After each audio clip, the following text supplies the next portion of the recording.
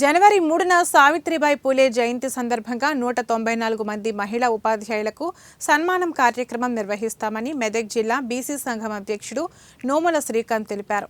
మెదక్ జిల్లాలో నోముల శ్రీకాంత్ సమావేశం నిర్వహించారు. ఈ కార్యక్రమం బీసీ సంఘం ఆధ్వర్యంలో దేశంలో మొదటి మహిళా ఉపాధ్యాయురాలుగా గుర్తింపు పొందిన సావిత్రిబాయి పూలే మహిళలకు ఆదర్శంగా నిలిచిందన్నారు.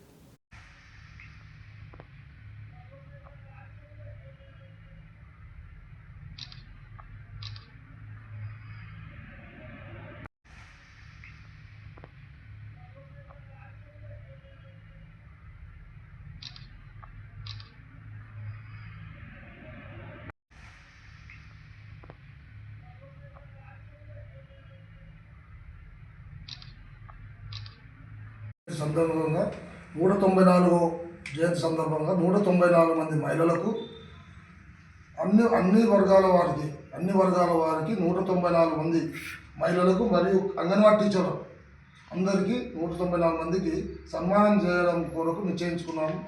బీసీ సంఘం తరఫున దీనికి ముఖ్య అతిథిగా ఆర్ కృష్ణయ్య గారు, ఎమ్మెల్యే గారు, తర్వాత తదితర ముఖ్య అతిథులు వస్తున్నారు. కాబట్టి మీ టీచర్లు అందరూ విధిగా ఈ కార్యక్రమం హాజరై మా యొక్క సన్మానాన్ని స్వీకరించగలరని మనం చేస్తున్నాం.